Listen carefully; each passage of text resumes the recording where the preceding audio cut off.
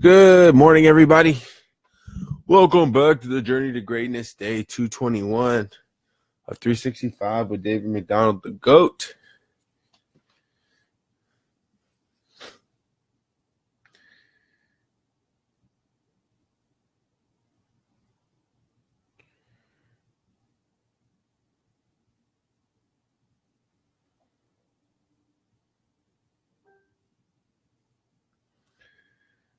All right.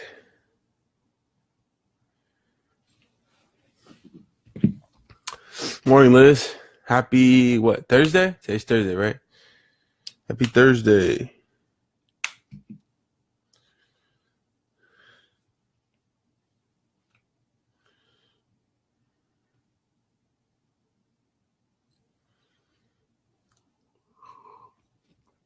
You know what I just realized this morning is I did 7 times 30, and that's 7 months. Do we celebrate 7 months? Or do we pass 7 months? So 8 times 3 is 24, so 240. So we have another 19 days, and then we'll be at 8 months already. But I thought we just celebrated 6. So that means we breezed right through or right past 7 months. How amazing.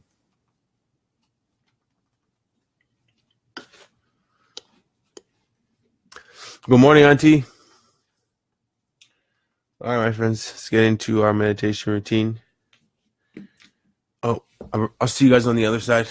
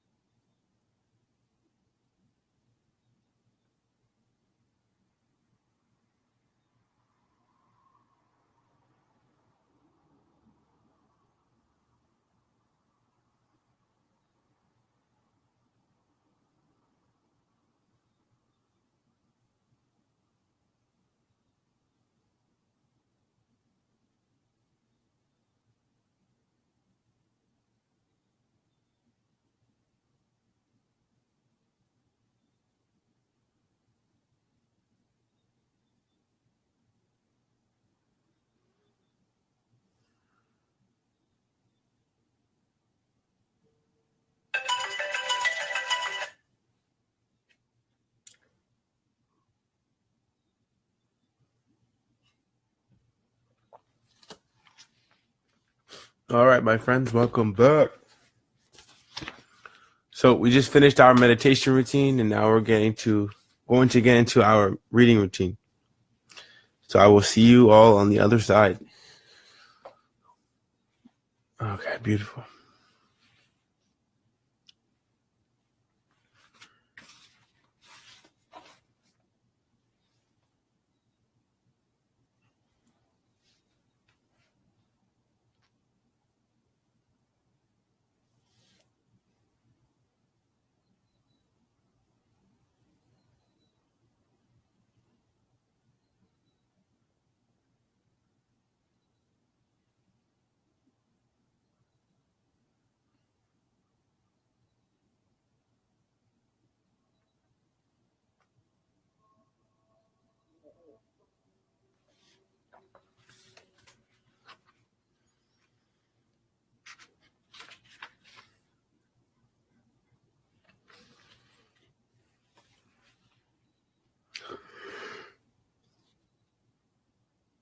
Excuse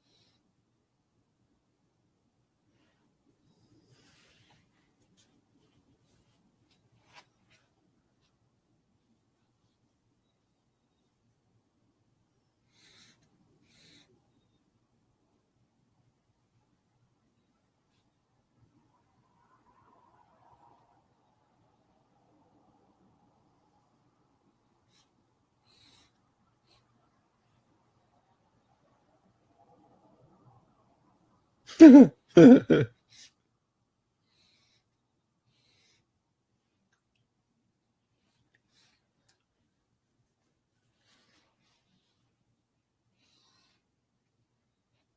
Boom.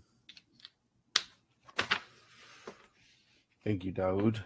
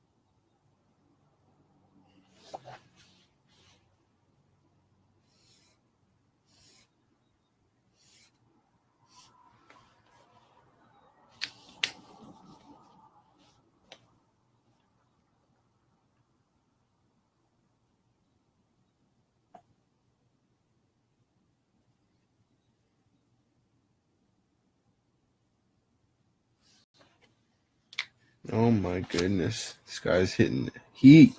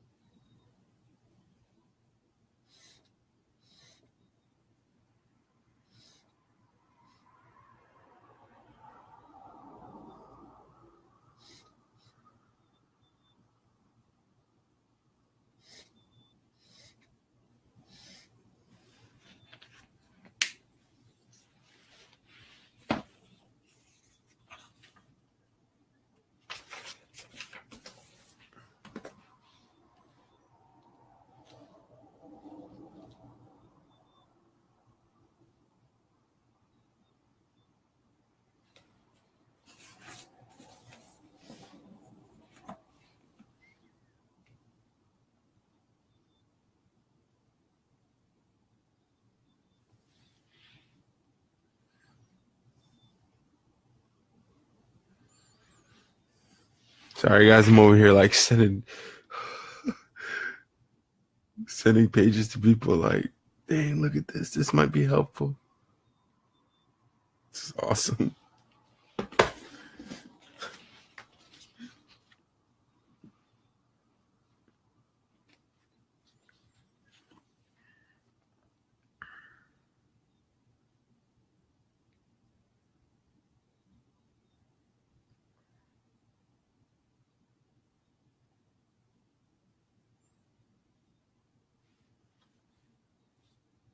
Hmm.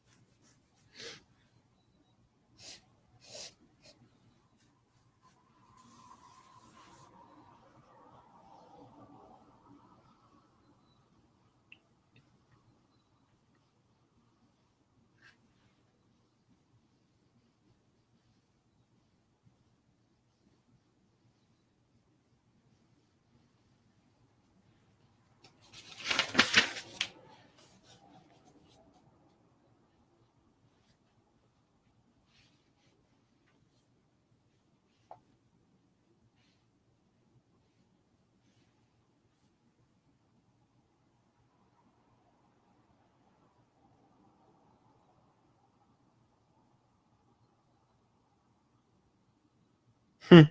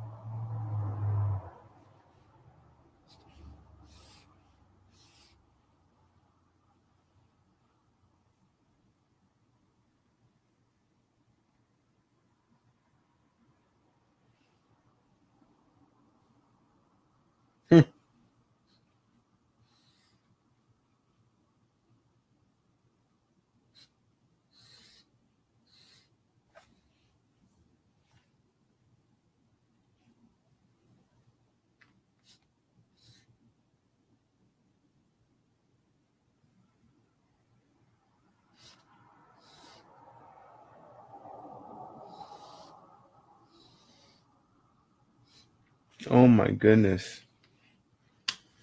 Whoa, we're in store for something great today. Hope you guys are ready. Hope you guys are ready. It is time to dive deep into the ego, my friends. We're going to dive a little bit deeper today. So we just finished our reading routine. Man, that was a good one. And now we're going into our journaling routine.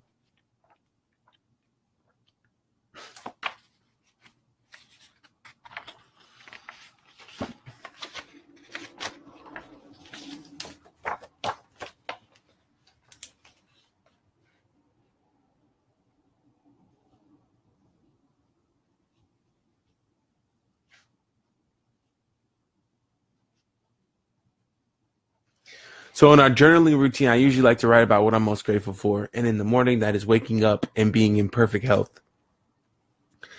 And then I continue to look at yesterday's activities and see what I was able to manifest. And I write my appreciations for the experiences that I was able to have yesterday, successes potentially, etc.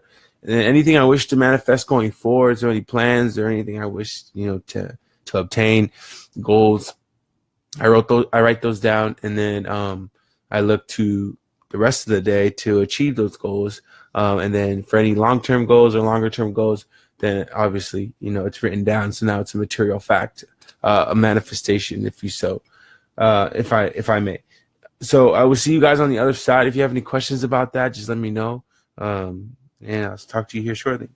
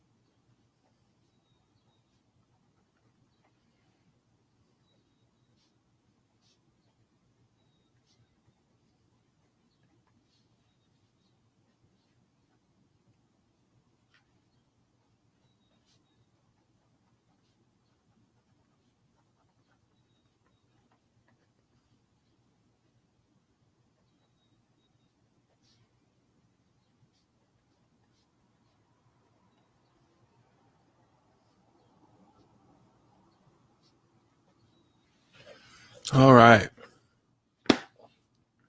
Whoa. Whoa.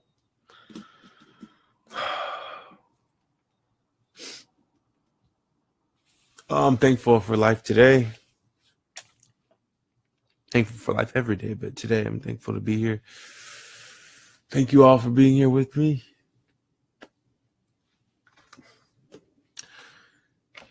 So the thing that's coming up for me right now at this very moment is that always love yourself.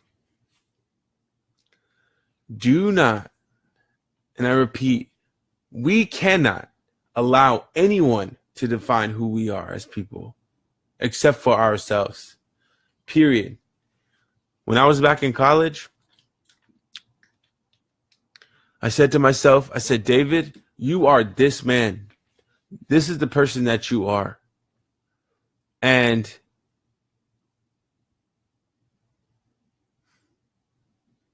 beyond anything that anybody else, would have identified me with or may have called me or what have you, I knew who I was. And I wrote it down on a piece of paper. I knew exactly who I was. And it just took time for me to grow into the man that I am today. And not only that,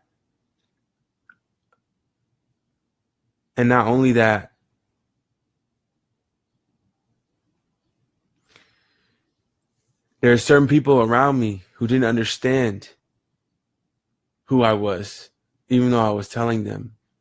And so had I let their perception or judgment of me affect me and take me off course or off route to who I knew I was at that time and who I am, then my life possibly could have been entirely different. So people don't know what your greater plan is. People don't know where your mindset really is, unless you tell them. And even when you tell them, because you can change it in an instant, there's no way for them to keep up with your thoughts. So people fall short every day, all the time, because either A, they try to premeditate or predetermine where you are financially, where you are emotionally, where you are with whatever, My point here is just know who you are, and don't let people pass their judgment on you, because it's just a limitation on themselves majority of the time. And because so many people are living unconsciously, they have no idea that they're doing it. It's funny. Yeah, it's just funny. So the pathological ego.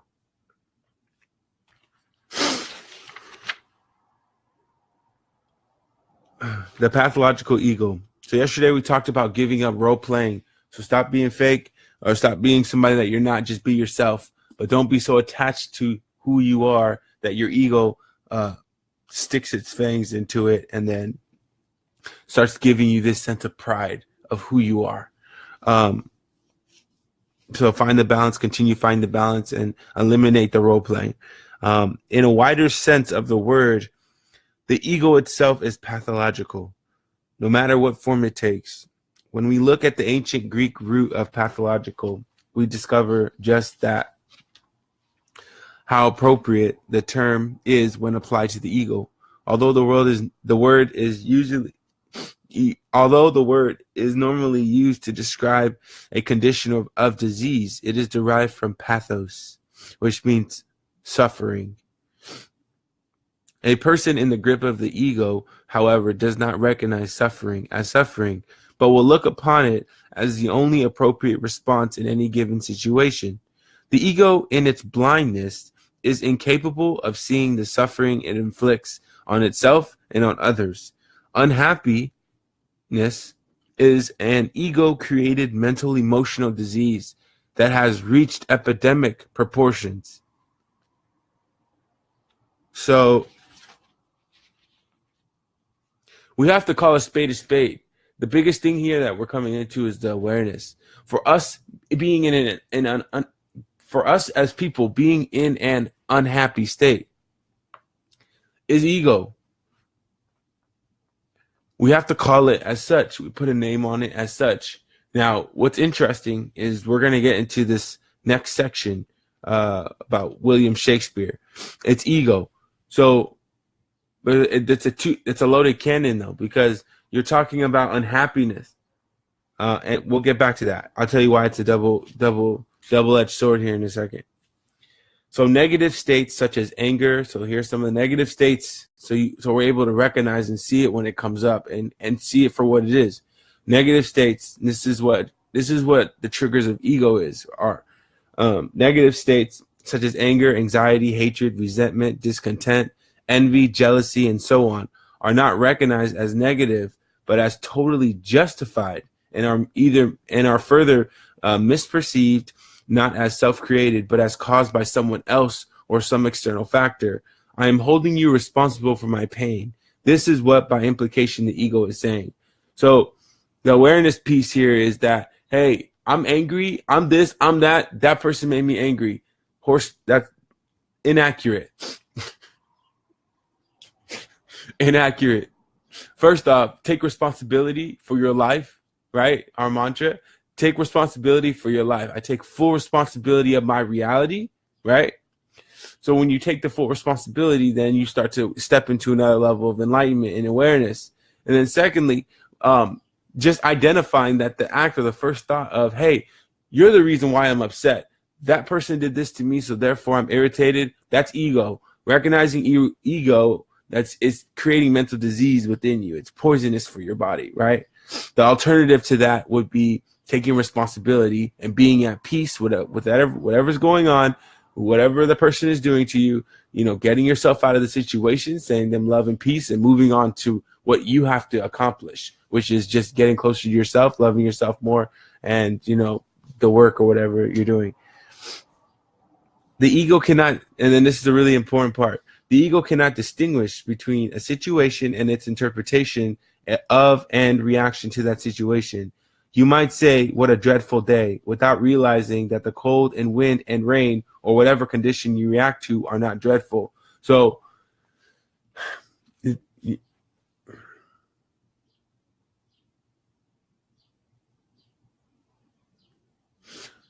to be awake and living in this life, we have to realize that there are systems within our bodies. There are systems in the universe that have been blessed to us.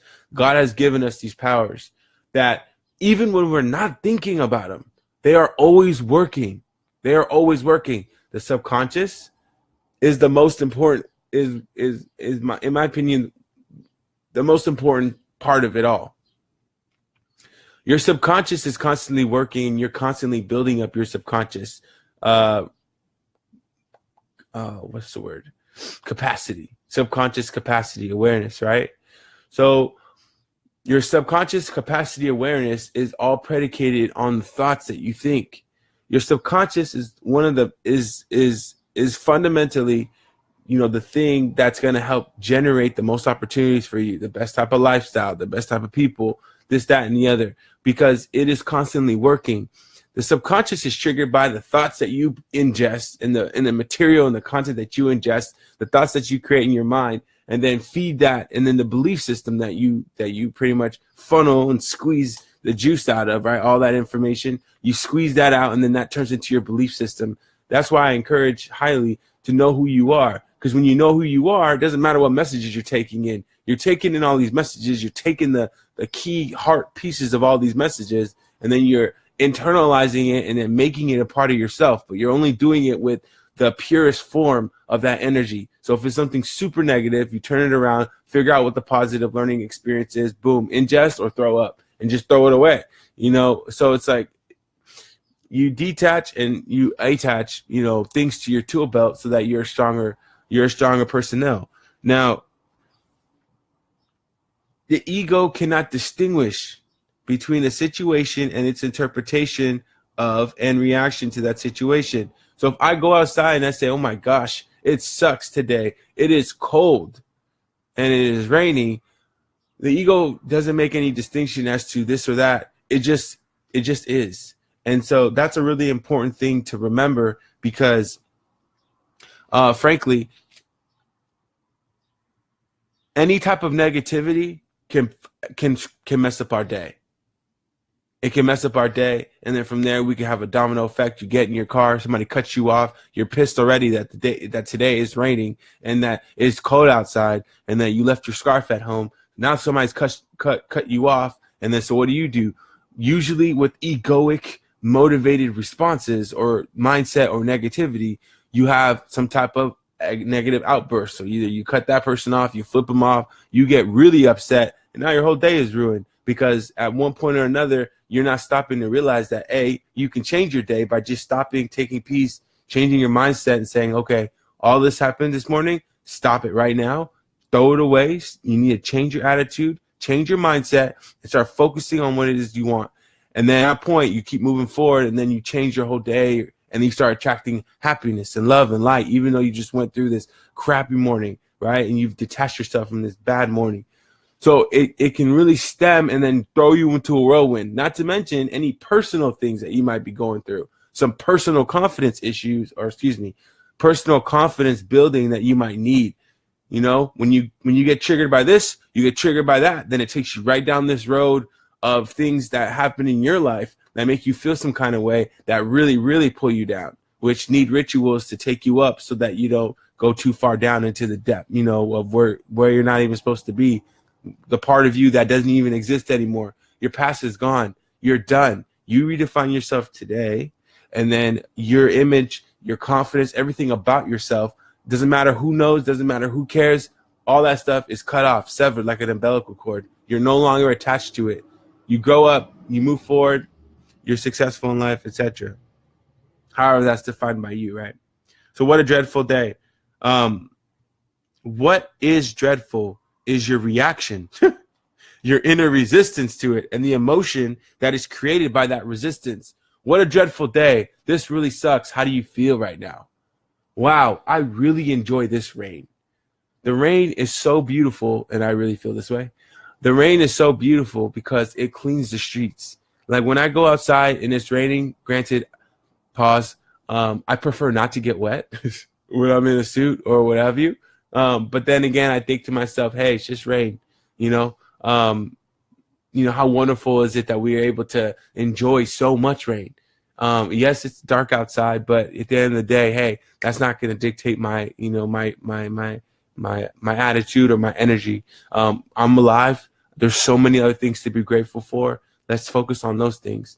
And then, I mean, which one feels better, right? It's like, what are you going to choose? How are you going to choose to live your life? There is nobody else responsible for this except for you, except for me. So in the words of Shakespeare, there is nothing good or bad, but thinking makes it so. Now, this is a really big one. I learned this. I just texted my brother Daoud. I learned this from him way back like in day 15, so over 220 days ago. And day 10 or day 15. And I remember I got up and I was late for a day. I was late and I was super frustrated with myself, like really, really frustrated. And so I was like, man, this is so frustrating. And I'm talking to him on the phone. So this is so frustrating. And he goes, it's frustrating because you're saying and calling attention to it being frustrating. He's like, don't hold that perspective, essentially. That's how I interpreted it. He probably said it more elegantly, but that's how I interpreted it. So the thing is we create in our minds these situations. It is either good or it is bad. I'm going through this. This transformation right now. So, I'll tell you what that is. But we create these situations. So, if somebody cuts me off, it's up to me to say, is that good or bad? If somebody gives me the bird, literally, it's a middle finger. It's a finger on somebody's hand, and they're just going like this to you. What does that do? What is that? That is a collective consciousness thought that when somebody gives you the bird, they're saying, F you. Like, that is just a thought. Like, really, if you think about it, is it good or bad? I just laugh. I mean, I don't get the bird too often, but I just laugh. I think it's kind of funny, especially the facial expressions that come with them. Whenever you are in a negative state, there is something in you that wants the negativity, that perceives it as pleasurable, or that believes it will get you what you want. Otherwise, Who would want to hang out on? Who would want to hang onto negativity, make themselves and others miserable, and create disease in the body? So whenever there is negativity in you, if you can be aware at that moment that there is something in you that takes pleasure in it or believes it has useful purpose, you are becoming aware of the ego directly.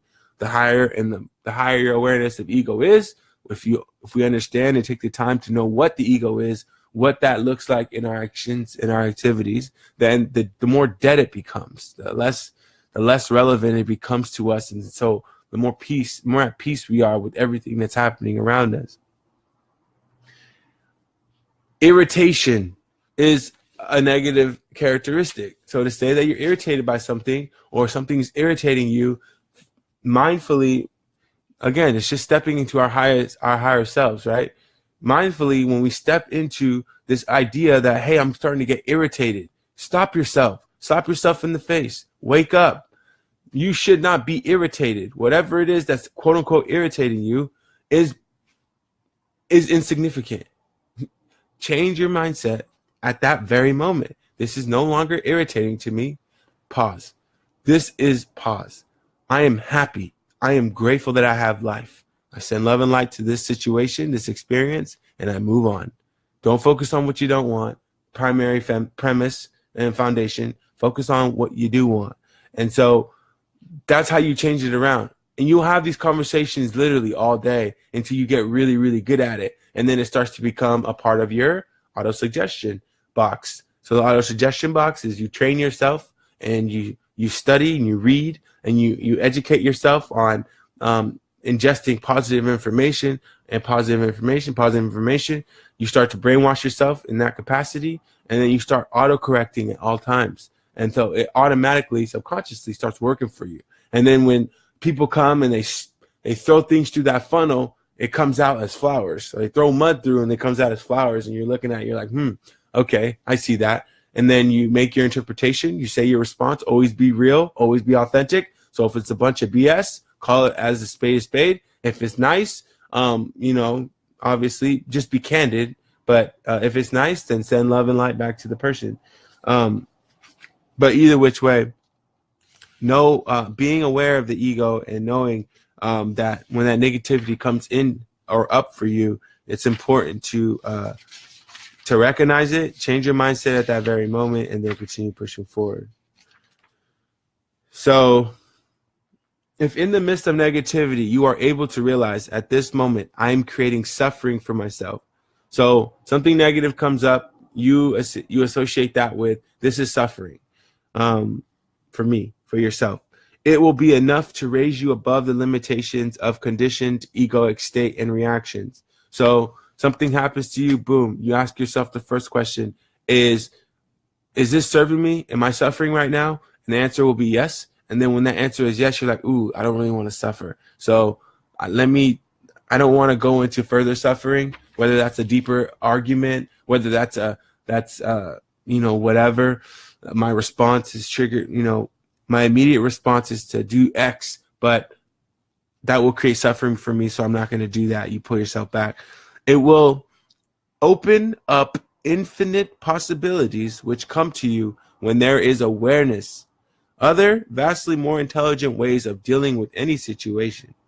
Told my niece and my nephew the other day, I said, if somebody's being mean to you, even if they're antagonizing you, I said, just walk away. My niece looked at me, she goes, oh, walk away. And I was like, yep. She's like, why? And I was like, because if you engage with that person and you get into a confrontation, you could possibly get in trouble for their unawareness or their unconscious, physically based lifestyle, pretty much, right? I didn't say it like that, but essentially is what I'm saying. Because people aren't aware of how they walk through this earth or how they move and float through this world. People who are, on the journey of being enlightened and trying to find and pause and being more awake and living life with intention and living life with purpose, we're able to see. And it's not us against them. It's never that. because we want everyone has the power to, at the end of the day, everybody has the power to be aware. Everybody has the power to be awakened. Everybody has the power to be the greatest of all time. Everybody has the power to manifest the reality that they want, the life that doesn't involve suffering or financial problems or emotional problems or disease or sickness. Everybody has that, right? But at the end of the day, not everybody is operating on that frequency. So as much as I don't want to admit that, right? So negativity is not intelligent. It is always of the ego. The ego may be clever, but it is not intelligent. Cleverness pursues its own little aims. Intelligence sees the larger whole in which all things are connected. Cleverness is motivated by self-interest and is extremely short-sighted. Most politicians and business people, can't necessarily say that, are clever. Very few are intelligent. Whatever is attained through clever is short-lived and always turns out eventually self-defeating. The background of unhappiness. The ego is therefore clearly pathological, apart from the obvious ones such as anger, hatred, and so on.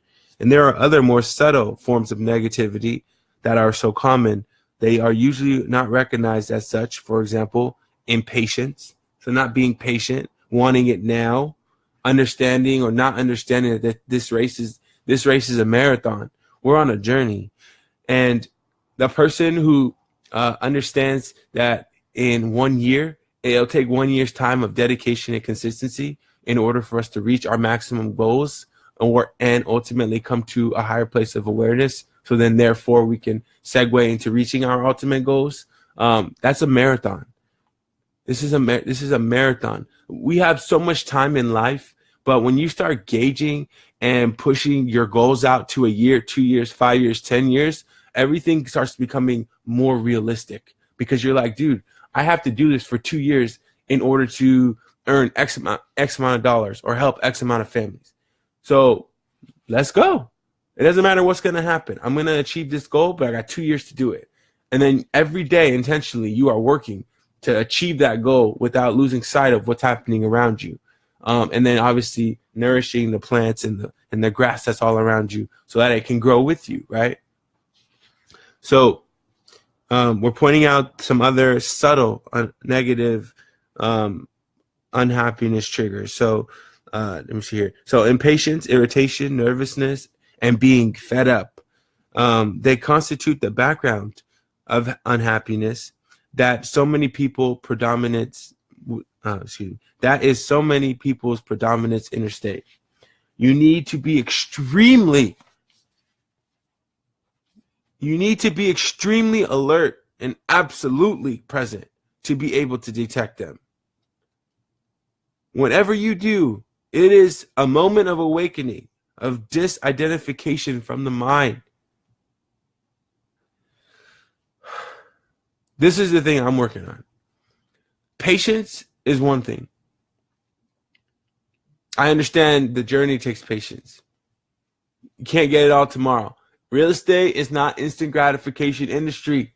You got to grind. You have to work hard. Yeah, you might go out there and sell 8 or 10 homes. Yes, congratulations. At the end of the day, are you building a sustaining business? That's the question you have to ask yourself. A sustained business comes from a multitude of different variables. It can come any which way, though. It's not super duper hard, but you have to just come into that state of mind. Being extremely aware is you are literally paying attention to every word that comes out of your mouth, every experience, every person that you interact with. You're awake. You're like going through the day. You're like, how am I going to make sure today is perfect? The best day of my life. First, you start with your attitude and your approach. And then you start engaging with people. And you engage with, man, I engage with some pretty nasty people on a daily basis. Pause. They're only nasty because I say they're nasty. I engage with some people who I feel sometimes are antagonistic to dilemma and drama. But it's like a fun game to me Somebody gets riled up because they misunderstand, and then I bring them back down. Okay, no, this is what I meant to say. I want to make sure I'm understood. This is what I meant to say. Is this how you interpreted it? Like, it just becomes kind of like a game, because it involves like how you communicate.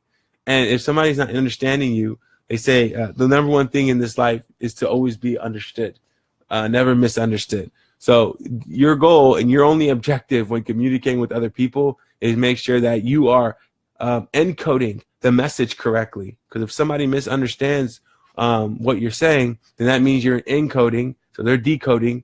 You're encoding the message incorrectly. Thank you, college. That's the first reference I've made to you for the last 5 years. No, I'm just joking.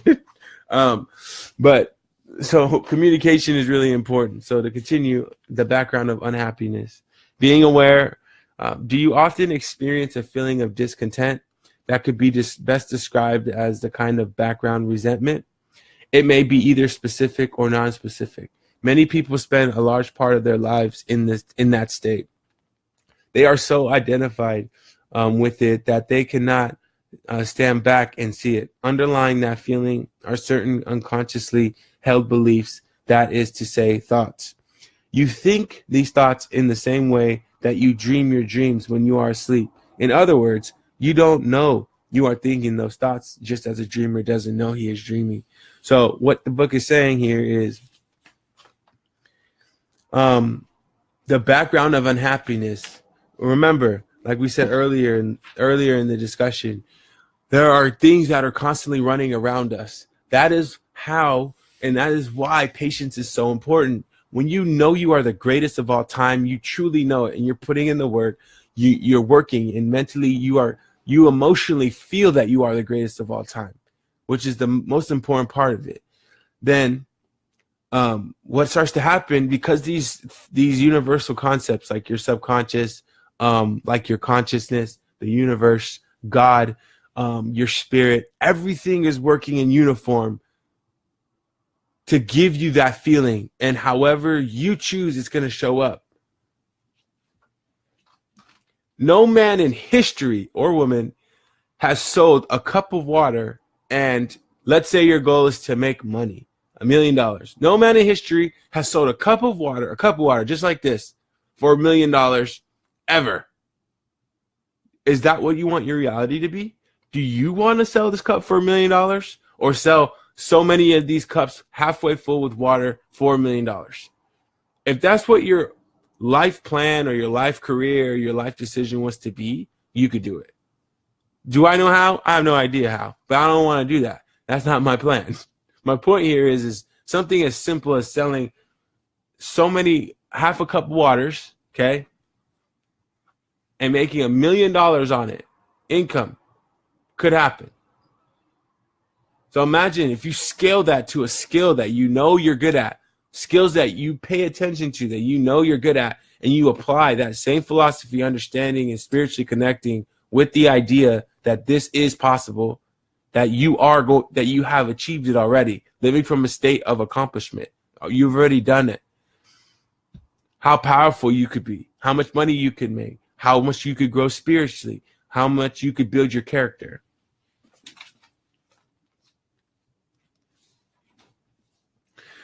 These things that are running in our background, what that section of the book was talking about was resentment. So if there's somebody out there who has burned you, which we all have, right? If there's somebody out there who didn't fulfill or stand up to their word, if there's somebody out there taking credit for the work that you did or an idea that you implemented, we have to let that stuff go, because that is the background of unhappiness. It's constantly just feeding in our minds, and we don't even know it's happening.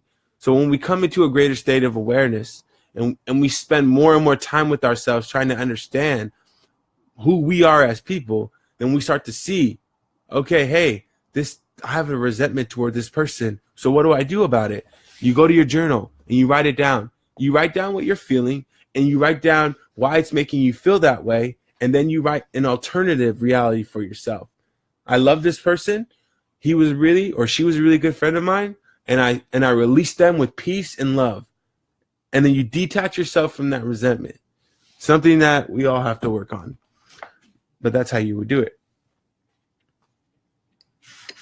Then we go naturally into the secret of happiness to close our session today. There are stories the ego creates to convince you that you cannot be at peace now or cannot be fully yourself now. For example, something is happening now that should not be happening, and it is preventing me from being at peace now. For example, there is something that needs to happen in my life before I can be at peace, happy, fulfilled, and I resent that it hasn't happened yet. Maybe my resentment will finally make it happen. All of that type of language, throw it out the window. Right now, in this very moment, throw it out the window. Take responsibility. There's nothing in your life that has to happen in order for you to happen or for you to this, that, and the other. At the end of the day, with so much movement and compassion, you're the master creator of all this. So if you feel like that's going to be your reality, you're going to be waiting for a long time. Who you are, pause, being at peace and being who you are, that is being yourself, are one. The ego says, maybe at some point in the future, I can be at peace if this, that, or that other happens, or I obtain this or become that. Or it says, I can never be at peace because of something that happened in the past. Listen to people's stories, and they could all be entitled, why I cannot be at peace now. So don't wait for peace to come. Choose to be peace. Don't wait for the perfect opportunity. Create the opportunity. One thing I hear very, very often is, oh, I'm not going to have kids until I got my financials straight.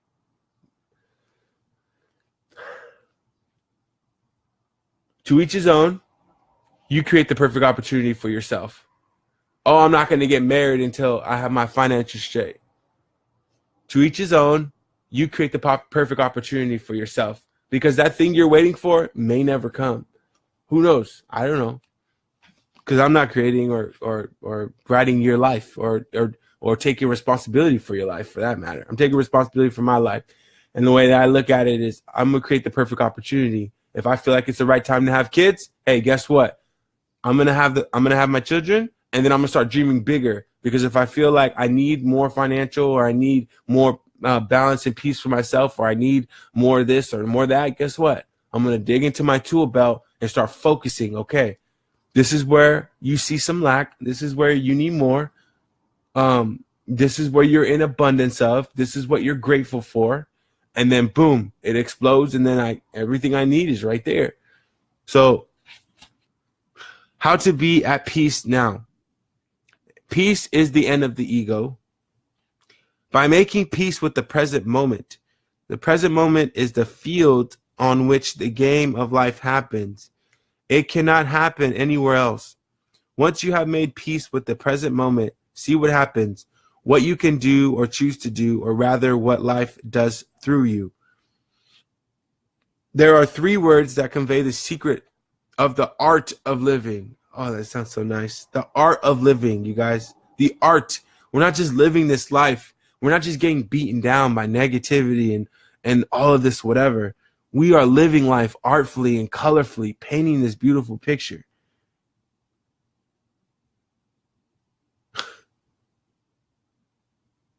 There are 3 words that convey the secret of the art of living, the secret of all success and happiness: one with life. Being one with life is being one with now. You then realize that you don't live your life, but life lives you. Life is the dancer, and you are the dance. Take control of your life. Take power back of your life. Nobody dictates where you're going except for you. In this way, you make yourself and others suffer and don't even know that you are doing it. Don't know that you are creating hell on earth. Pause. Totally out of context. The ego loves resentment of reality. Let me start there. The ego loves, I didn't highlight that part. The ego loves resentment of reality. What is reality? Whatever is. Buddha called it tata. Ta. The suchness of life, which is no more than the suchness of this moment. Opposition toward that suchness is one of the main features of the ego. It creates the negativity that the ego thrives on, the unhappiness that it loves. In this way, you make yourself and others suffer and don't even know that you are doing it. Don't know that you are creating hell on earth. Oh my goodness. Listen to this last part. To create suffering without recognizing it. This is the essence of unconscious living. This is being totally in the grip of the ego. Creating suffering to people and yourself is a strong indication that you're living a very unconscious life. It will do exactly what it condemns others for and not see it. I think that you're being a piece of crap. Well, but you're a piece of crap. Pause. Stop. Back up. I condemn you, or I'm saying to you, you're a bad person, but then the fingers point 10 times back at you, you're a bad person. So when you start pointing your finger at other people, essentially what the author is suggesting here is that you're condemning people for things that you do that you don't even see in yourself. When it is pointed out, it will use angry denial, clever arguments, and self-justifications to distort the facts. So people do it. Corporations do it. Governments do it. When all else fails, the ego will resort to shouting or even to physical violence. Send in the Marines. We now understand the deep wisdom in Jesus' words on the cross. Forgive them, for they know not what they do. Whoa.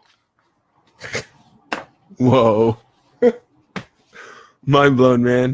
That read today was pretty wild. And if that doesn't make sense at the end, forgive them, for they know not what they do. What he's saying is, what Jesus is saying on the cross is, so many people live life, but they don't live consciously. So they don't know when they're getting irritated. They don't know when, they don't know how to define what it means when they're getting irritated or when they're getting angry or when they're, snapping back at their partner or doing this or doing that. They don't know that that's ego driven. To not know that that's ego driven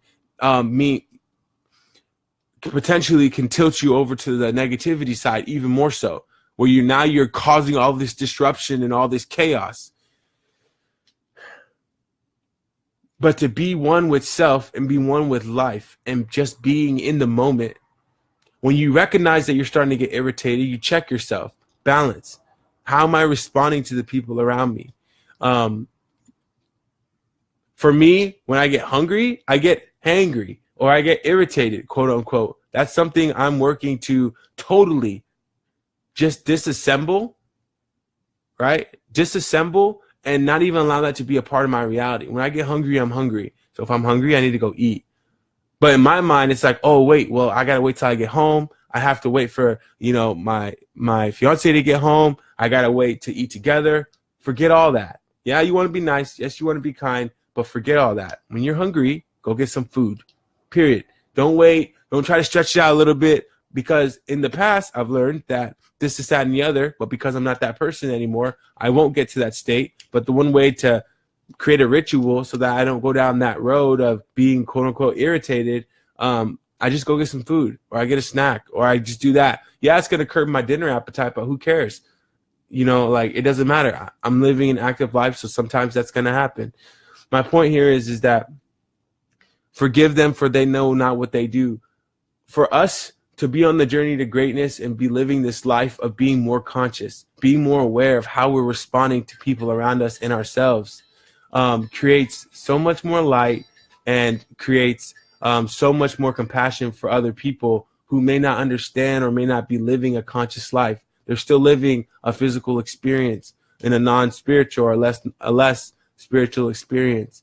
And so that allows us to create the balance, and that allows us to create a better world, create a better space that we're living in. And when you know who you are as a man and a woman, then all of these things start to come into place. And the way that you know who you are as a man or a woman, one good practice that I did was I wrote it all down on a piece of paper. I sat down one day and I said, look, this is who you are. I am. Every single way I describe myself, I put I am in front of it. And I did 2 full pages, and there's tons of more that I know who I am. And that's who I am. And those things are always changing, and which is okay. You could change everything the very next day, but whatever you choose to be, that is what you're going to manifest for yourself. I love you guys. Thank you for everybody who jumped onto the messenger board this morning. To everybody who's at home watching behind the camera, thank you for sending love and light through the camera. I appreciate you guys. I hope you all have the best day of your life. Day 221 of 365 with David McDonald, the GOAT. And I'll see you tomorrow at 5. Peace.